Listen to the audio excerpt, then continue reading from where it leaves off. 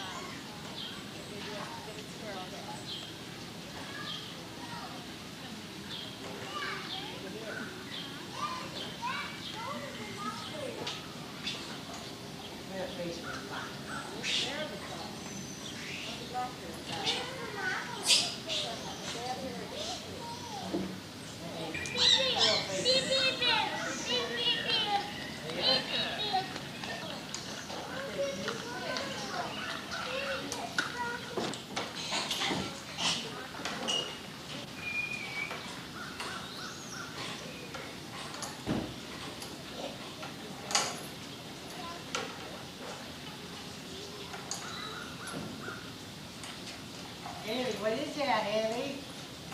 What is that?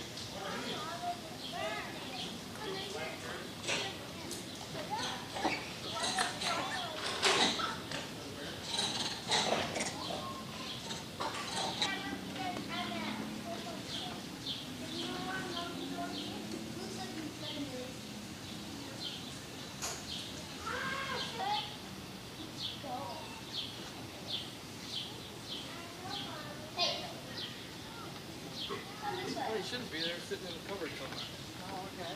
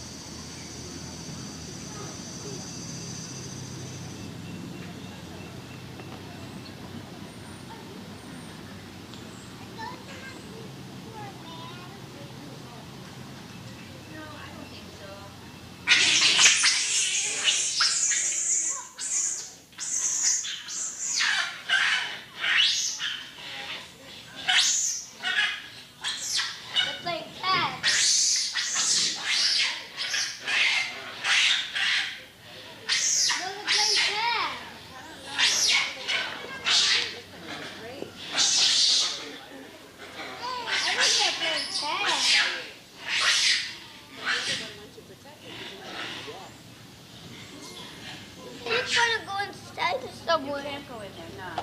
He's picking up his feet. Don't you see the baby's hands holding on to her? There he is. He came on. Come on. No. Come on. You can't go in there.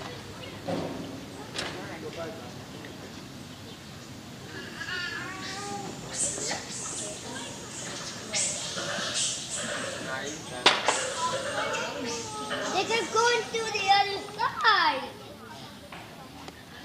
Oh, yeah. Oh, is that right? Yeah. Cool. Going in.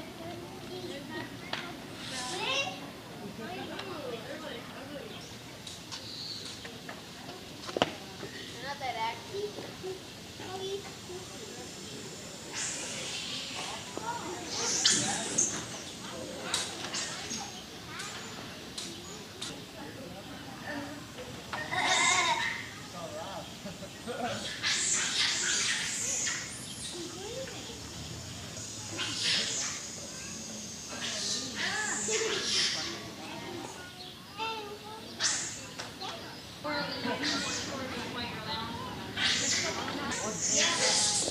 We need to find what's under, made bigger and better.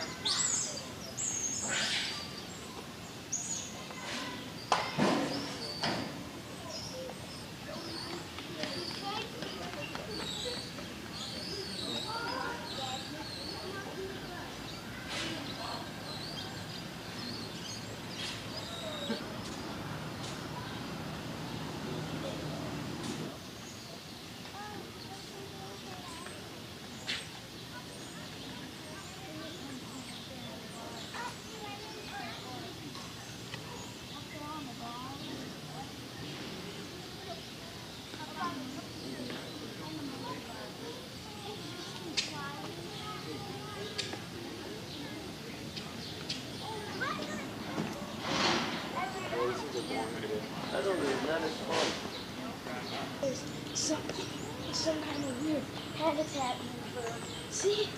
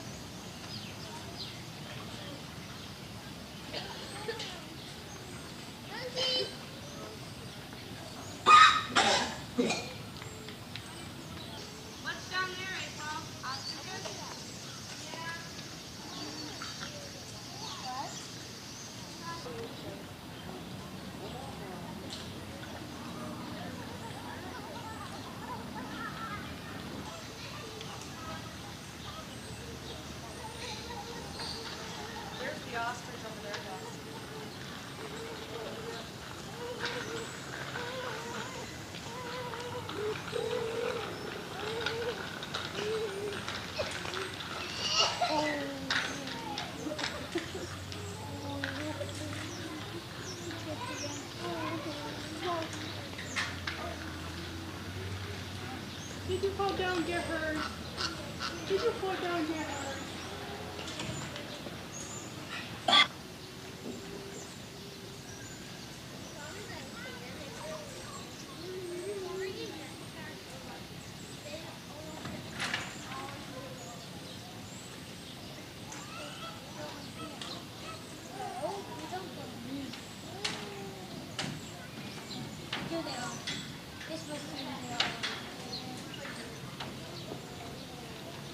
Yeah, look. They all together.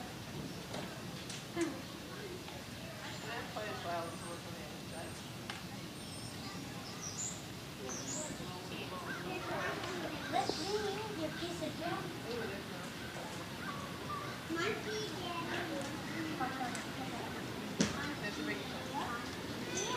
oh my God, look at them. Yeah, they're all, yeah, they're wild. They're going wild. The baby ones are going wild. They're fighting. Oh, is that a baby from your Yeah. There's a little tiny one. Right there. They're fighting. They all fight. Look, he's putting his mouth on it and the other one's going to eat it. Yeah. Yeah, they're, look at that. The other one from, yeah. He's trying to pull that out of his mouth. He's holding him. They're bouncy. Baby. Oh, look, Look, his fur's coming out. Yeah. So sick. I like the pet. I know, I wonder if it's soft. Tail. That one looks nice. It looks more like a manatee. Manatees are soft. Manatee. Except that they swim. What? Except they're not in the water. What is it? Whoa, cool. He stole it. I'll whoop you if you get that. You're a little baby, a piece of junk. Oh, good, look at her. There's only a couple of these. Most of them are, but all of them are inside, actually. It looks like a bunch of They're still fighting. They're still fighting. They're not.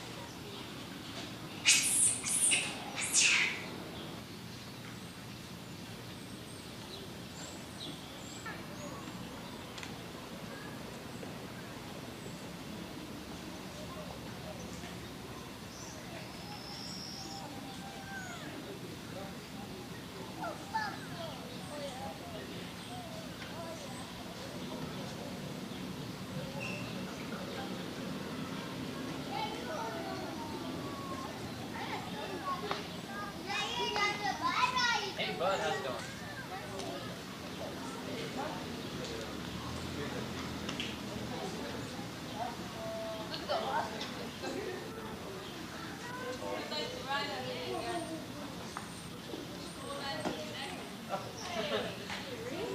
I had to love this like squirts all the way up here.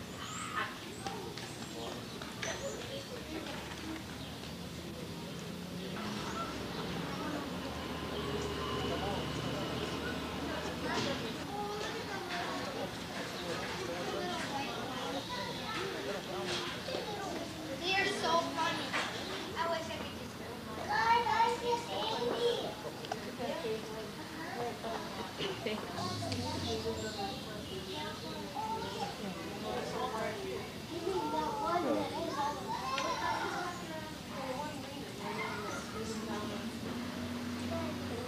Michelle, come here. I found a really funny one. See that wood dog? Get up from the swings. Huh? Get up from the swings. Where?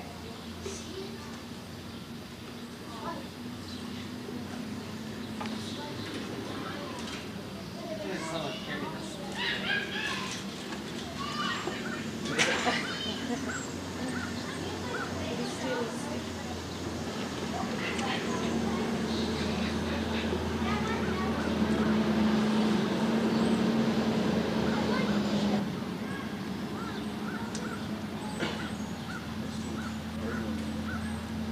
See if you can put stop it down.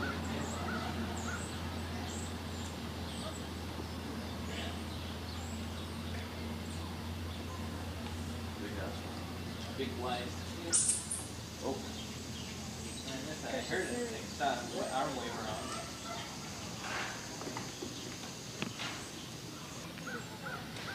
That looks like little Logan. They did. Looked like a little dot.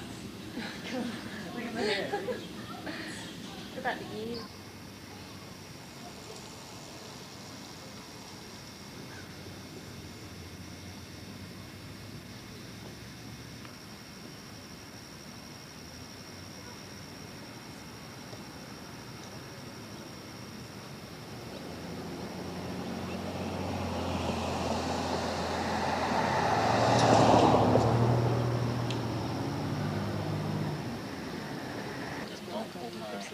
During the same year. Ian did his research in value. Since here are Chris reports. Chris Stan. They're doing the practice.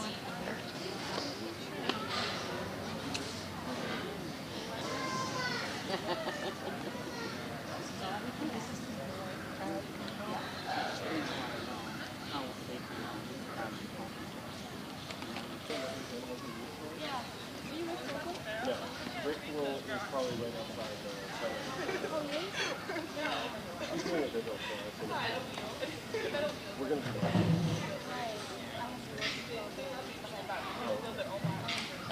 Shirt, long shirt on, and jeans.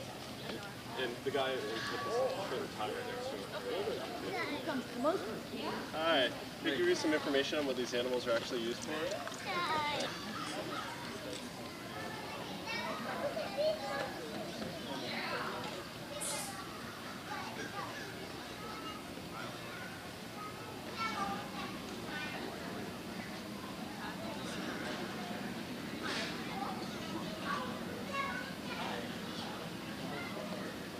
Housed in isolation. In some instances, decades ago, they would put the infant primates in what they referred to as surrogate mothers, inanimate objects that either would actually injure the animal when we're trying to go near it, or just were, physically inanimate objects that were at a cold temperature. And all of these kind of things, the essential result is it dries and safe. That resulted from it. There's been research that happened here that resulted in infant primates actually chewing off their own fingers. I can document that. At the UW, yes. The research, I want to say it was Drs. Kramer and McKinney years ago did research on self-injurious behavior in primates, where they caused enough psychological pathology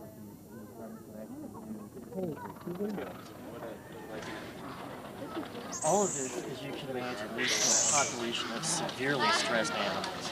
Just having animals in captivity is stressful. When you take them from an enclosure this size and move them to the kind of cage that's used in a laboratory, which is, like this, that severely increases the stress. These animals are under so much stress before the experiments even start that the projects could have no scientific validity whatsoever. It's not possible. And then the handling from human beings, the research projects themselves increase that stress. Things that they study when they look at things like but they're trying to look at the psychology of an animal, and you're starting with primates that are so severely stressed. You're starting with very artificial conditions. We're just finishing beginning. the press conference. It makes no sense. You're trying to look at the effects of stress on disease progression and chemicals in the bloodstream or the immune system or whatever. They're starting under such artificial conditions with such severely stressed animals that none of it has any scientific literature whatsoever. They're taking, as an example, like it says here, they're using just for psychological experimentation, which is actually a relatively small fraction of what they do here. They use over $1 million a year. That's in the fact sheet. Michael. The last name is Budkie. It's spelled B-U-D-K-I-E. I'm the director of SANE, which is Stop Animal Exploitation now. I'm an animal health technician by education. I was educated inside a laboratory. I've seen this kind of thing firsthand. That's what made me an activist. You see a few rats guillotined in here, a few rabbits breaking their backs and restraint devices. That doesn't make an activist. I think nothing will. What would you say are the main objections to this protest today?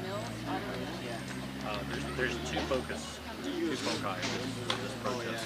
Number one, we want to call attention to the fact that the research that is done at UW is scientifically invalid.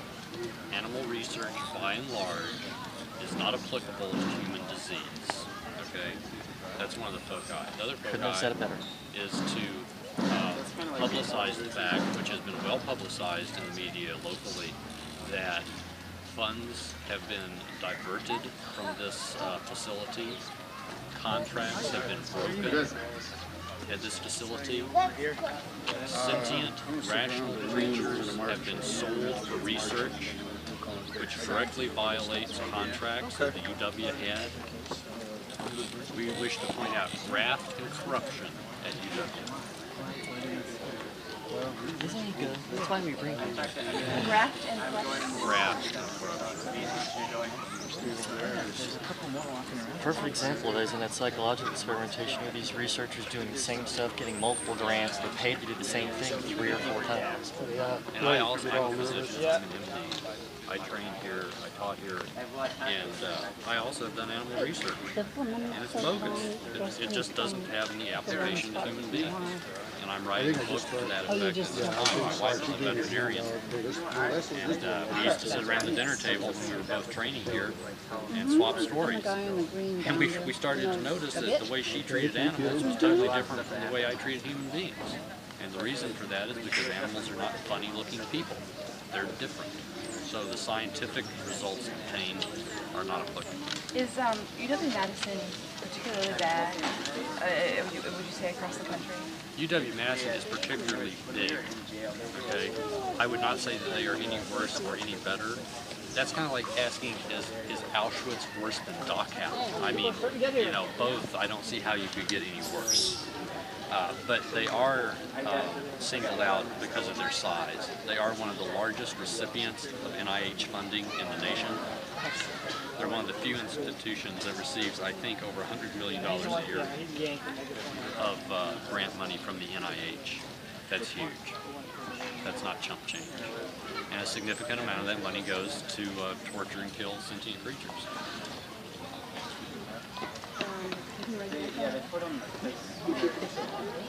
Got it. Okay, thanks. Thank you Thanks for very coming. But apparently there was a whistleblower here, and I don't know all the details on that. But apparently there have been some whistleblowers that have come forward with information related to the violation of the contract. And it's my understanding that those people are in a lot of political trouble with the university, et cetera, as you would expect from whistleblowers to be. So I don't know all the details of how exactly we found out, but I do know that there were some whistleblowers involved. Come out. We have received documentation verifying their stories. In other words, we have the names and numbers of the monkeys that were sold into research colonies. All of our data that we have presented has been documented, and the local newspaper here has done an excellent job of documenting the fact that this is not hearsay, this is not disgruntled employees, this actually occurred. And the scientific fallacy of it is, again, a second issue. It's another related issue to this whole graft and corruption process. Right. UW is big, it's powerful, they have millions, if not billions of dollars at their disposal, and we're a very small group. The only thing that we have on our side is the truth. So historically, what large oppressive institutions or bodies have done is they've tried just to ignore the problem in hopes that it will go away.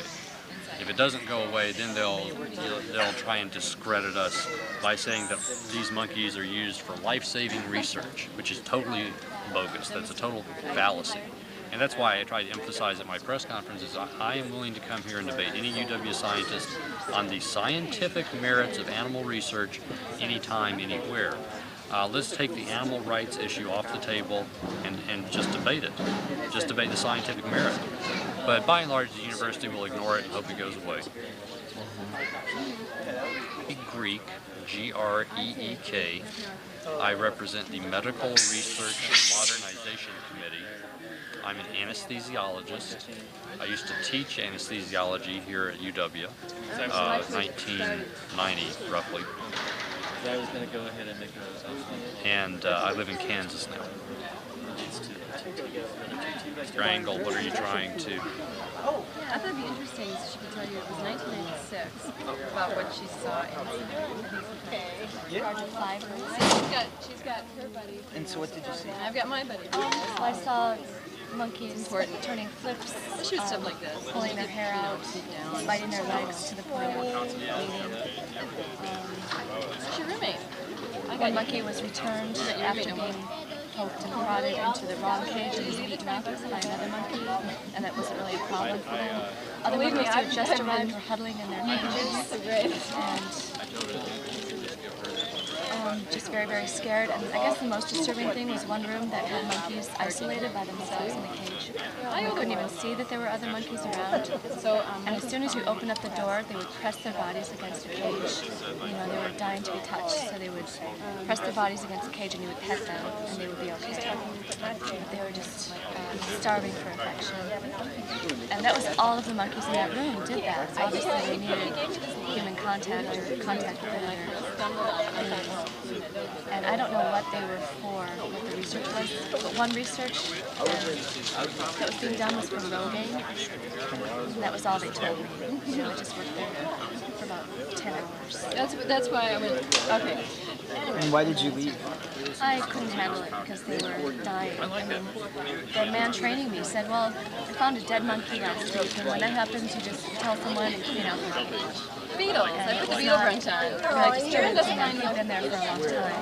Do you know, was that Kurt Bain? No, it wasn't, but I did meet him. Because I know a lot of these people. Yeah. Oh, great. I have a call. No, I know, that's why I called. Yeah. And so yeah, it's interesting to find out more about the people who are involved. Right. I mean, did you get a sense of how did these people react? These people who worked with them on a daily basis, did they look at these monkeys as property to be? They seemed to care about them. They really did. And the training I got was pretty extensive as far as feeding them.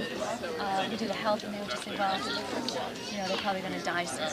And it was just kind of, that's just the way it is. But yet they really seemed to care about their mental and physical health. So it was confusing to me how they could actually work there. And that's why I left, because I had nightmares.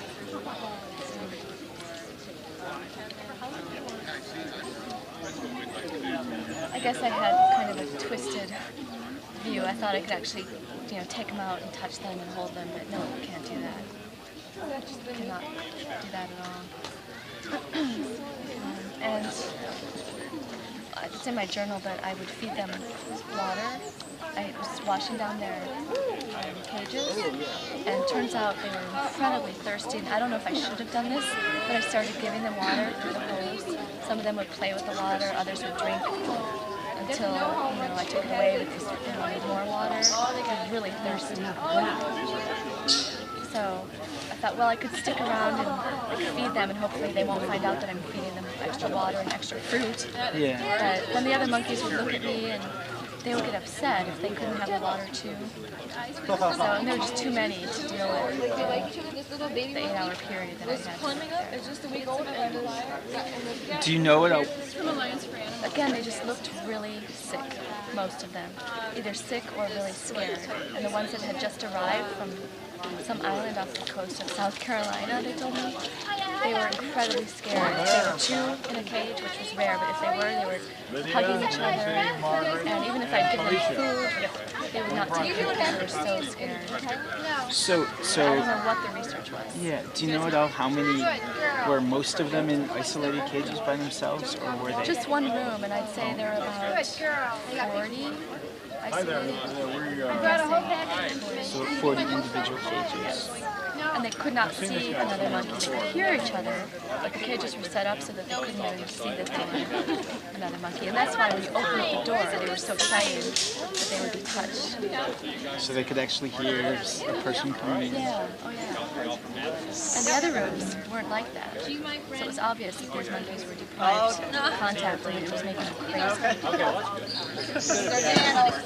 I just got into a fight with them because they said they weren't going to be good. Yeah. So some of the caretakers did work here. So they worked kind of in both places. That was if you worked there long enough, you were upgraded to work at the zoo as a caretaker. And tell me more about the people that you worked with, because I think a lot of people, well, have most of them pegged as evil, as really bad. Again, the guy training me, he was a young guy in college. I'm not sure his age was, maybe 6 months. And he truly cared about primates. He wanted to go work with them in the wild. We saw the actual silence. I really believe that he cared, but again, it seemed like he didn't have a conscience because you couldn't care about them and work there at the same time. Maybe he was just so immune to them because he had been there for so long. But he wasn't an evil person, and the woman who hired me, which was Kirk Fame's love interest, I think. I don't know if people know that. What's her name? It's not Christina. Blonde hair, really nice woman. You know, compassionate. But again, for them, it was a business. It was a job.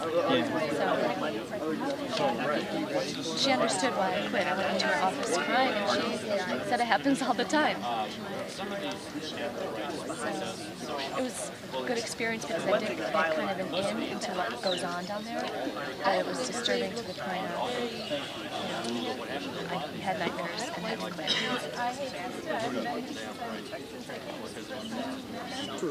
What's your name? Kathy Kappa, K-O-P-P-A. And then you worked at the UW Primate Center for a day and a half. We got on this.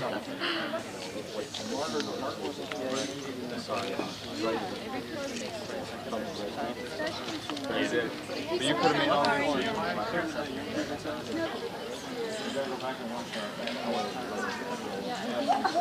Yeah, that's what I could care less about that part. I think it's all part of the same deal. It's competitive. We win, you lose. Yeah.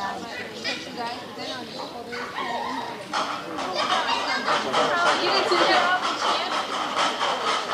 They like to go, yeah, we get that in there. Oh, please.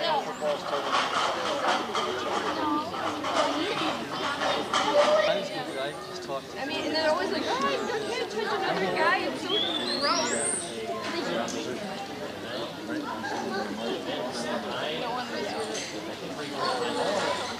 I don't want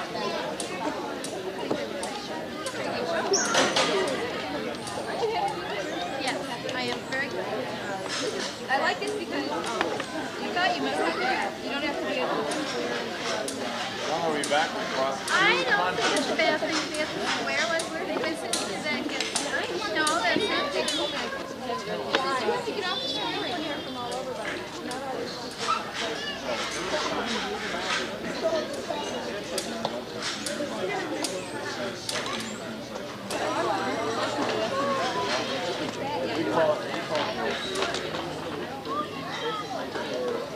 We've had a lot of support from groups from all over. We've had people coming as far as California, Cincinnati. We have university groups, Green Bay's group, their new group called Spare, and we have a lot of support from the media, and we're hoping that this will bring people together and show the plight that the animals are facing. Not only the zoo monkeys that are at risk of being sold to pharmaceutical companies, but in the bigger picture, the animals that suffer and die in labs every day across this country. And the NIH spends millions and millions of dollars, billions of dollars on animal research every year, and that's our taxpayer money. So we're protesting not only the fact that the university broke their agreement with the zoo monkeys, or with the zoo about the zoo monkeys, but also in the bigger picture that millions and billions of dollars are wasted on animal research where it could be directed in a more positive way. That was So where's the march? What? Okay. We're going to be marching from here at the zoo to Mill Street down to the Primate Center. We're going to meet at the Harlow Lab, where Rick Bogle has set up his Ape Army Stuffed Monkey Brigade. And we're going to have a rally there. Dr. Ray Greek is here from Kansas City and some other speakers. So it should be really great. Take Mills, and we have to stay on the sidewalk according to the regulations and according to the permit that we have. Stay on the sidewalk and walk down to Regent and then to Charter, where we'll be at the Primate Center. So let's go, let's do it for the monkeys, and thank you all for coming out today. Let's go. Yes.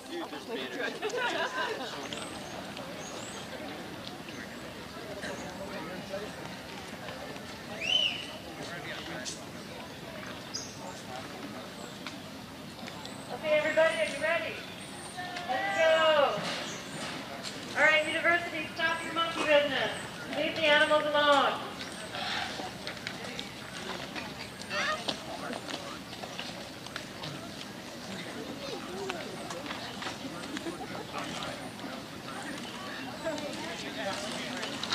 Murder and torture is not science. Now's the time to end this violence. Murder and torture is not science. Now's the time to end this violence. Murder and torture is not science. Now's the time to end this violence. Murder and torture is not science. Now's the time to end this violence. Murder and torture is not science. You know, which is basically whenever we cross the border.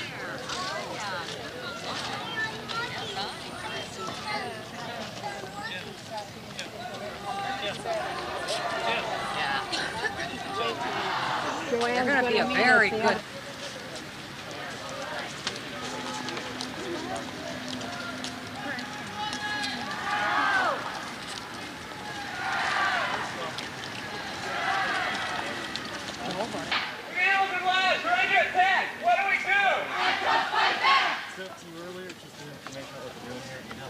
Thanks a lot. I appreciate it. I'm David Barry. Actually, I want some of that too.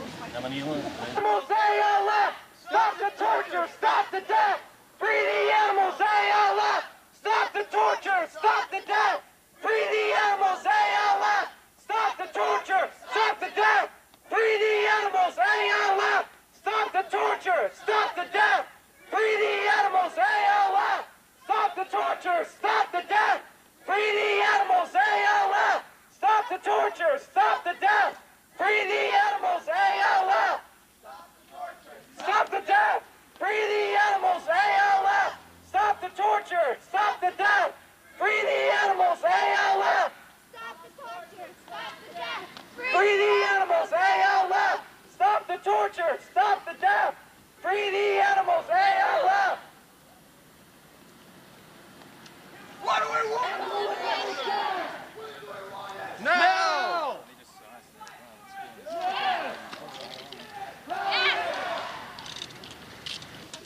Human liberation, animal rights! One struggle, one fight!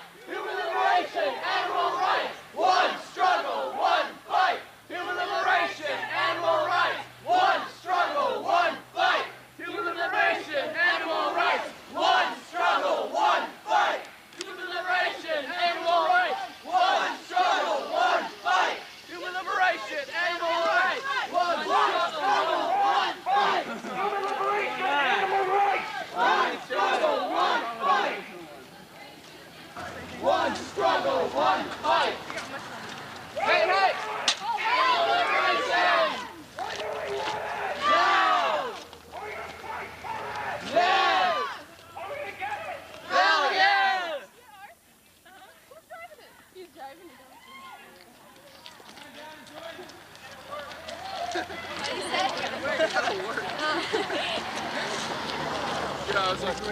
That's what I thought it was saying. Got a hangover here.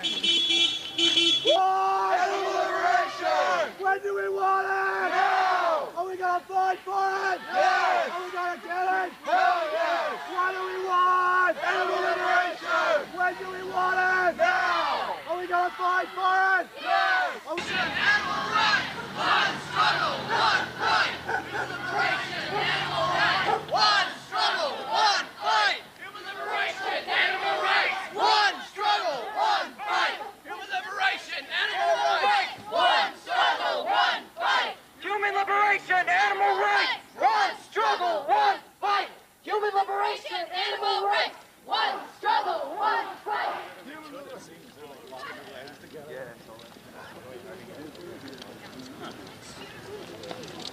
Free the animal man!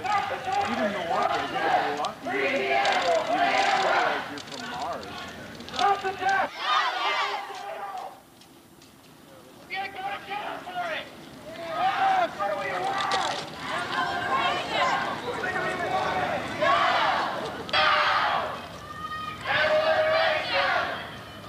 Now!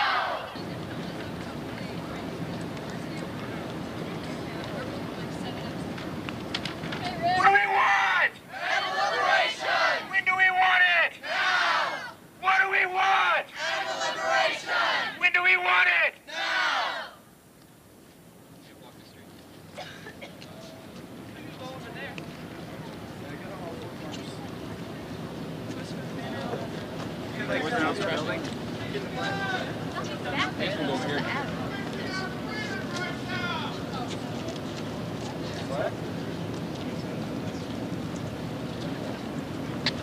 Okay, let's get everybody out here. What do we want? Animal liberation!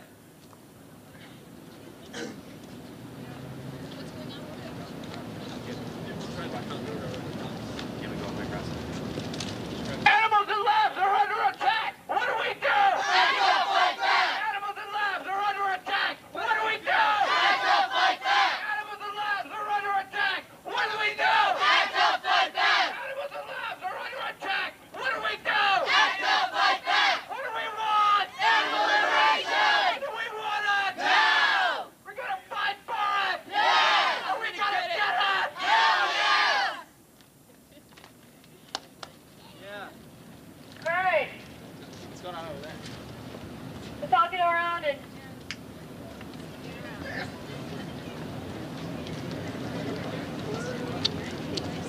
Animals in this lab are under attack! Let's smash the windows with a baseball bat! What do we want? Animal liberation! When do we want it? Now! What do we want? Animal liberation! We're gonna fight for it! Yeah! Get it! Oh yeah! What do we want? Animal liberation!